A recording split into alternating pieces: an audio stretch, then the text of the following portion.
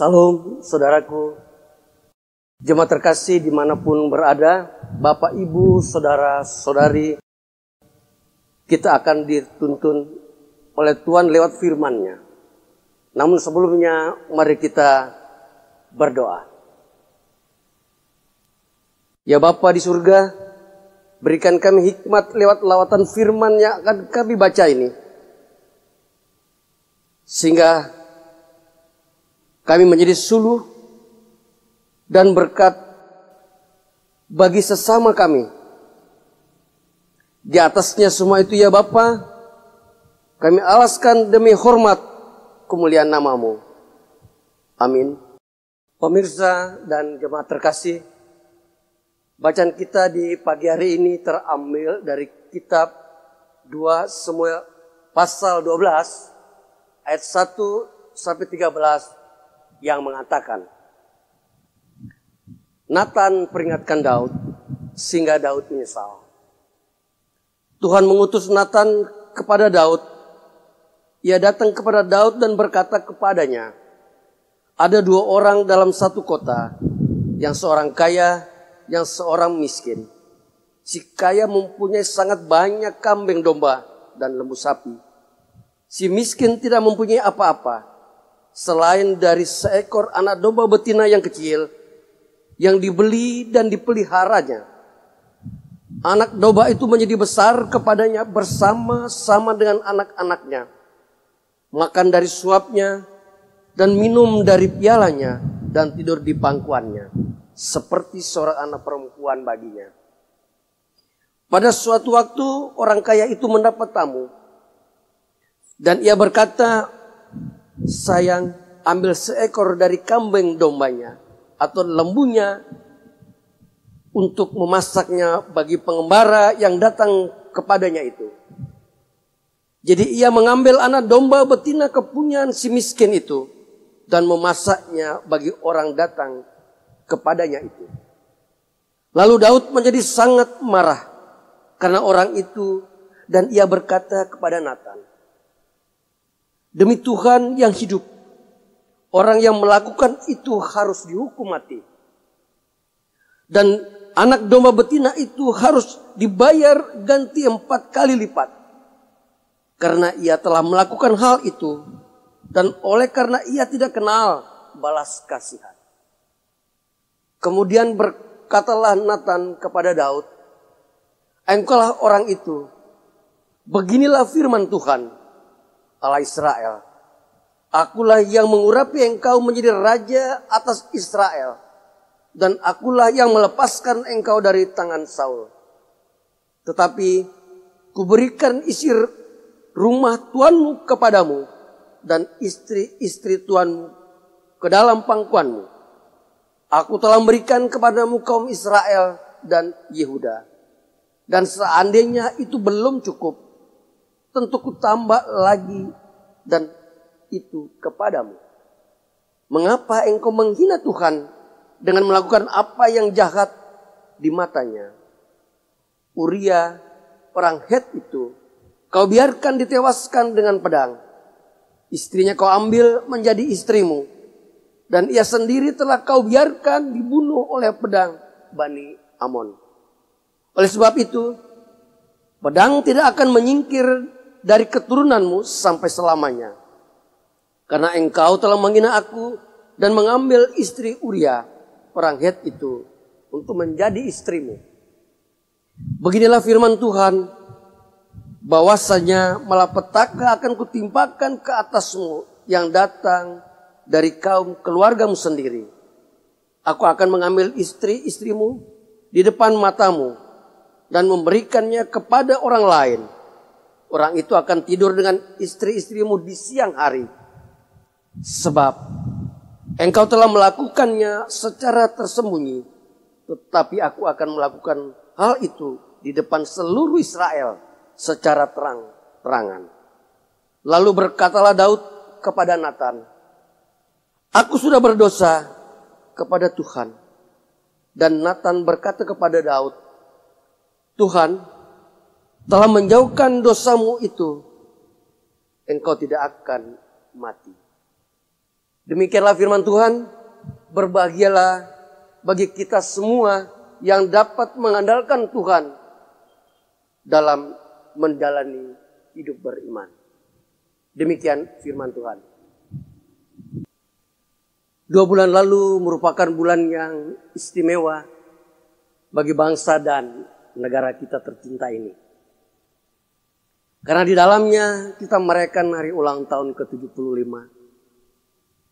Dan pada sisi lain, dengan memasuki bulan Oktober ini, sebagai warga jemaat GPIB pun baru saja merayakan hari ulang tahun ke-72 GPIB. Artinya bahwa kita patut mengucap syukur dan mensyukuri peristiwa-peristiwa besar ini sebagai karunia Allah bagi Bapak Ibu Saudara dan saya. Firman Tuhan dalam bacaan kita pun mengajak kita untuk menghayati makna peristiwa-peristiwa itu yang menyatakan kuasa Allah yang ada karena di dalamnya ada eksistensi Tuhan yang diterjemahkan melalui nilai-nilai kebersamaan. Ada sifat-sifat gotong royong dan saling merangkul. Ibu bapak, saudara-saudari yang terkasih.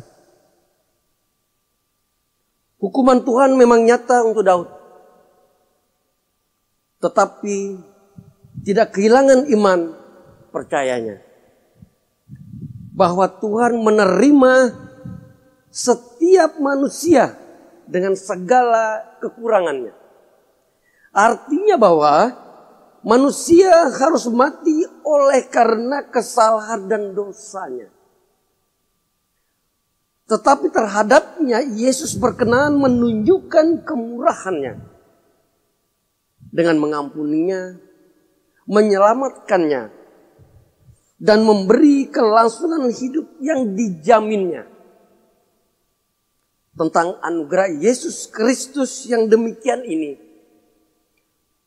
telah dipahami oleh setiap orang beriman dan senantiasa secara terus-menerus kita menjalaninya.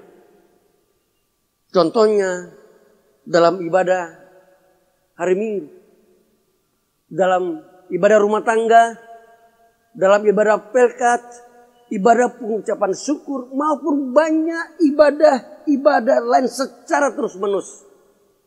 Permasalahannya adalah bagaimana orang beriman menanggapi berita-berita itu. Artinya bahwa warga gereja tidak cukup sekedar memahami berita itu, tetapi harus menghayatinya dan melakukan dalam hidupnya.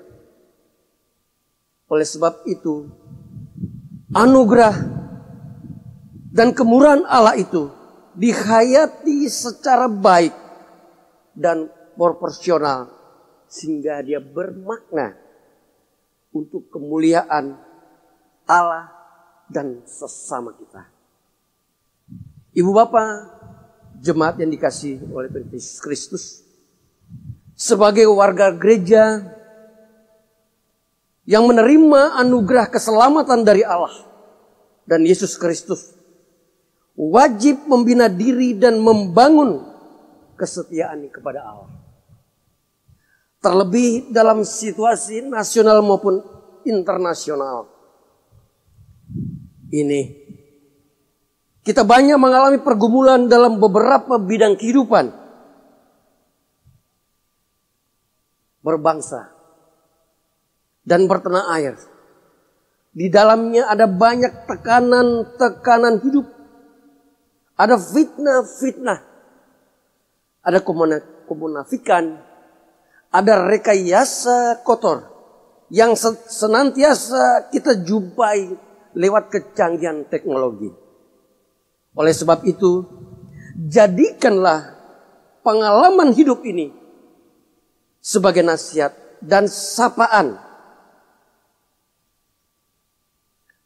perspektif Alkitab, supaya seseorang mengalami pertumbuhan iman, percaya kepada Tuhan, semakin kuat berjalan seiring ruang dan waktu. Amin. Mari kita satu dalam doa. Kita berdoa. Terpujilah Bapa di surga, dalam kasih kemurahan-Mu Bapa, kami bisa mendengar sebagian kecil daripada isi firman-Mu. Di dalamnya terlalu banyak nasihat, bimbingan dan tuntunan untuk kami hayati dan telah lebih dalam lagi.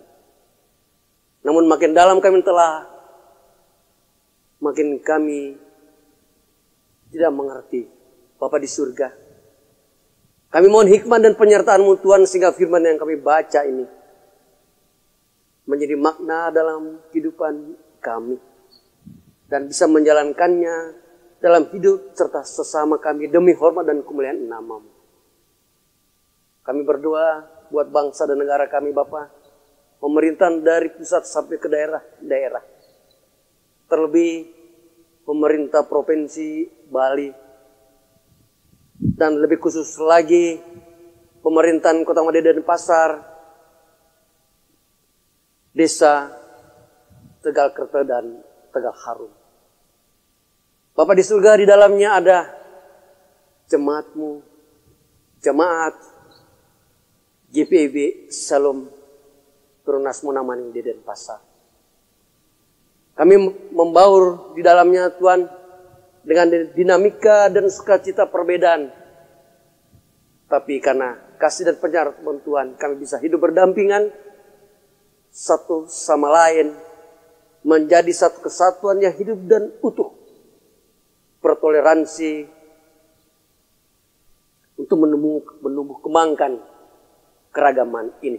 Bapa di surga, Engkau memberkati kami semua, terlebih Ketua Majelis Jemaat Pendeta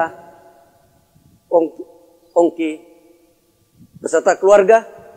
Engkau memampukan, beri kekuatan serta kesehatan Tuhan, sehingga dalam pelayanan dan pelaksanaan menuntun kami jemaat-Mu di IPB Shalom ini menjadi saluran berkat buat kami semua yang mendampingi penetua diaken, kenampelkat, panitia pembangunan, komisi dan semua yang terlibat langsung. Engkau mampukan, beri kekuatan serta kesehatan Tuhan, sehingga di mana kami melayani adalah kasih karunia penyertaan pun saja.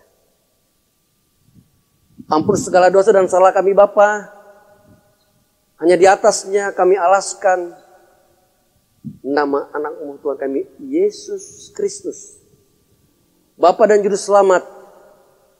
Kami berdoa kepadamu di surga. Amin. Selamat pagi saudara. Selamat beraktivitas lewat talenta. Tuhan berkati kita semua.